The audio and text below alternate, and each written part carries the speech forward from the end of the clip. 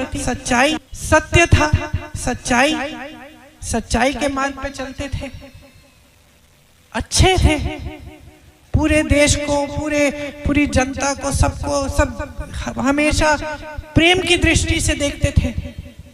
इसीलिए तो हम उनको पूछते हैं, जब लड़ाई लड़े तो लड़ाई इसीलिए जीते क्योंकि वो सत्य की लड़ाई लड़ रहे थे। तो आज परिस्थितियां क्या है? आज उनका नाम इस्तेमाल करा जा रहा है आपसे वोट लेने के लिए। और बहनों आपके यहाँ आते हैं, दुरदुरिया कराते हैं, कहते हैं कि शपथ लो, आते हैं ना, कहते हैं शपथ लो भगवान के नाम कि वोट तुम उनको दोगे। अरे भगवान जी कौन सा कह रहे हैं कि आपको इनको या उनको वोट देना है? क्यों कर रहे हैं ये काम? क्योंकि अपने काम के आधार पर वोट नहीं मिलेगा। किया क्या है?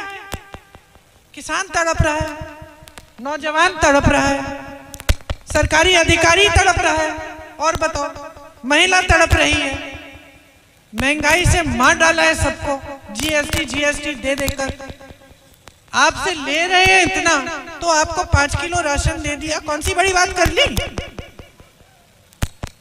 टैक्स कितना ले रहे हैं आप पे, आपसे आप टैक्स भरे जा रहे हो। बड़े बड़े खरबपतियों की टैक्स इन्होंने की है, बढ़ाई है? नहीं बढ़ाई है, उतनी की उतनी है।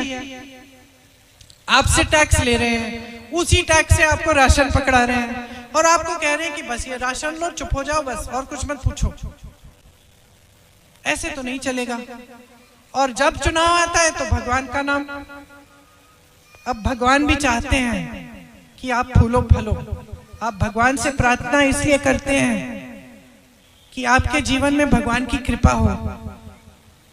तो भगवान सबसे ज्यादा यही चाहते हैं कि आप जागरूक बने, क्योंकि जब इंसान, हर धर्म में यही सिखाया जाता है, हिंदू धर्म में यही सिखाया जाता है कि जागरूक बनो।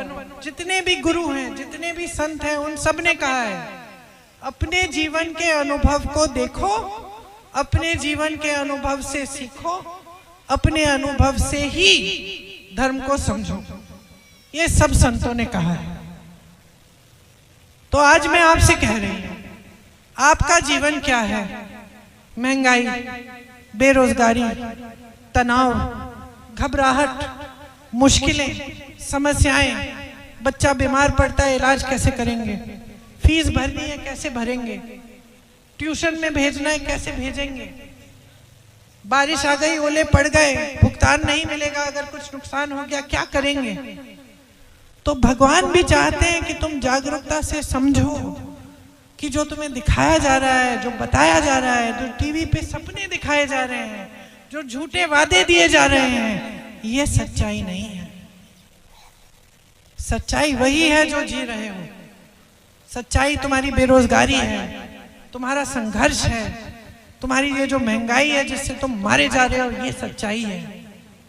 सच्चाई ये है कि जब अत्याचार होता है मेरी बहनों पे, तो ये सरकार उनको बचाती है जो अत्याचार कर रहे हैं, बहन को नहीं बचाते। हाथरस में हुआ, उन्नाव में हुआ, हर जगह ऐसा ही हुआ, आज भी हो रहा है कर्नाटका में। तो ये सच्चाई है। तो आज की मांग क्या है कि इस सच्चाई के आधार पर तुम अपना वोट डालो। नेता तो आएगा, भाषण देगा, चले जाएगा। नेता आएगा, बोल देगा 2 करोड़ नौकरी, 15 लाख खाते में, चले जाएगा। उसका बच्चा तो पढ़ रहा है अच्छी पाठशाला में, उसकी तो बड़ी बड़ी फॉर्च्यूनर है, उसका भविष्य तो मजबूत है। तुम्हारे भविष्य का क्या होगा? आपके भविष्य का क्या होगा? आपके बच्चों के भविष्य का क्या होगा?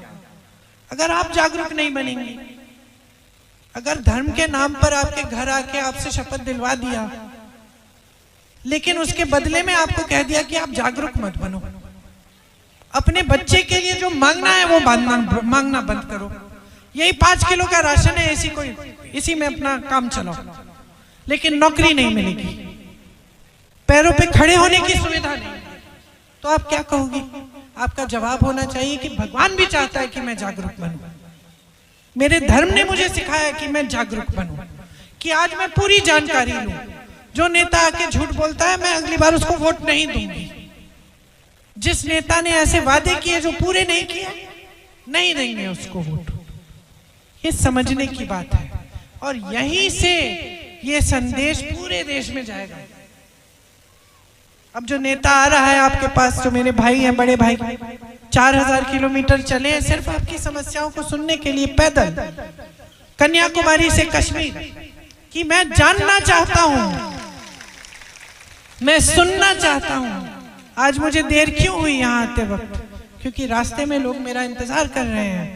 मेरी सभ्यता, मेरे परिवार ने जो मुझे सिखाया है कि तुम गाड़ी में बैठ के ऐसे करके नहीं जाओगी, तुम्हारे लिए जनता खड़ी है तो तुम रुकोगी, जनता से बात करोगी, सुनोगी, क्योंकि तुम जनता की सेवक हो।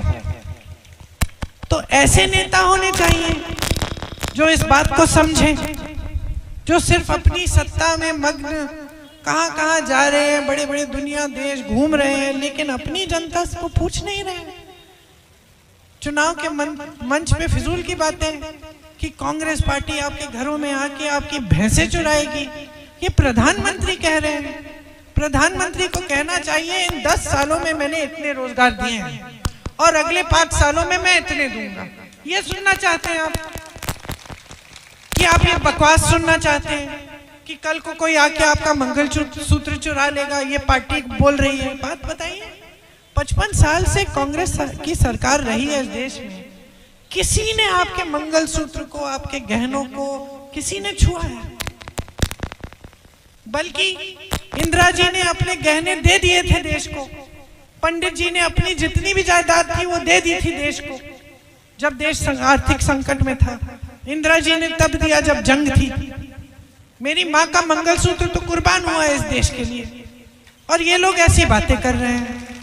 और कर क्यों रहे हैं? आपका ध्यान भटकाने के लिए, क्योंकि ध्यान नहीं भटकेगा, आप जागरूक बनेंगे तो आप पूछेंगे कि भाई रोजगार नहीं दिए, हमारा जीवन मुश्किल से मुश्किल होए जा रहा है, हमारे संघर्ष बढ़ते चले जा रहे हैं, तुम कर क्या रहे हो?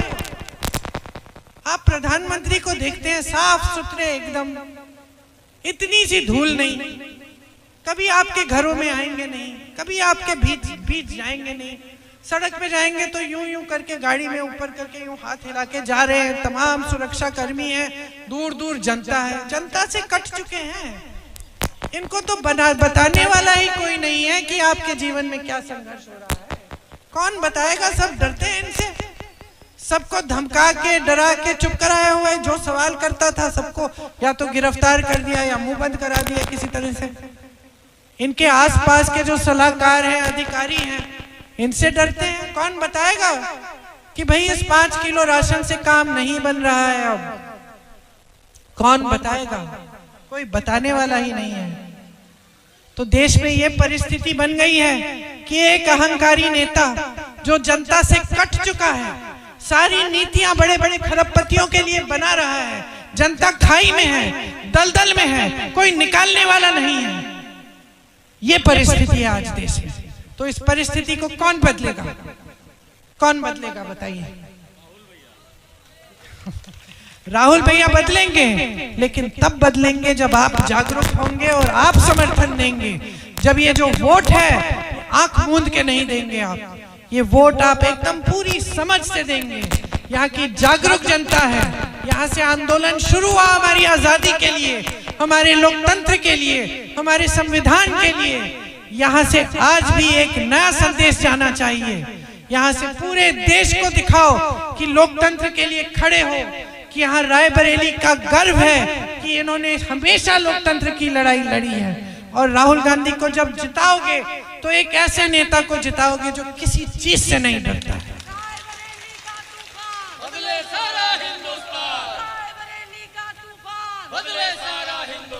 सबसे बड़ा कायर इस देश में, इस देश का प्रधानमंत्री है। जान लो ये बात। सिर्फ कायर सवालों से डरता है, सिर्फ कायर जनता से डरता है, सिर्फ कायर लोगों के मुंह बंद करने में व्यस्त रहता है, सिर्फ कायर सारी देश की संपत्ति उठा के लेके अपने दोस्तों को देता है।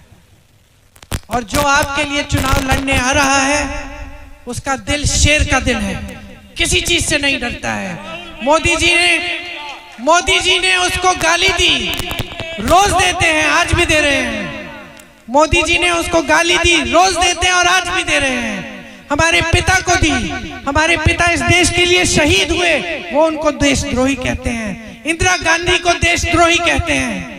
सोनिया गांधी जिन्होंने 20 सालों के लिए आपके लिए अथक परिश्रम किया, उनको गाली देते हैं। लेकिन मेरे भाई पीछे नहीं हटेंगे, क्योंकि मेरे भाई सच्चाई की लड़ाई लड़ रहे हैं। और ये लड़ाई आपकी लड़ाई है, ये लड़ाई आपके जीवन की सच्चाई की लड़ाई है। उनको घर से निकाला गया, उनको संसद से निकाला गया, उन पे केस डाले गए हर जगह, हर प्रदेश में, लेकिन वो झुके नहीं और ना कभी झुकेंगे। ये है आपका नेता, ये है आपका उम्मीदवार। और जब आप इसको सफल बनाएंगे, आप इसको समर्थन देंगे, तो आप खुद देखेंगे कि असली नेता जो सच्चे दिल से आपके लिए काम करता है, क्या करके दिखा सकता है। आप सबने बहुत ध्यान से मेरी बातें सुनी। याद रखना, जिस दिन पोलिंग पे जाओगे, बीच में आपको गुमराह करने की कोशिश कोई करेगा, धर्म का नाम लेगा, कुछ भी, आप याद रखो, ये वोट आपके लिए है, अपने परिवार के लिए, अपने भविष्य के लिए, अपने विकास के लिए। और ये वोट पूरे विवेक से डालो। बहुत बहुत धन्यवाद। जय हिंद।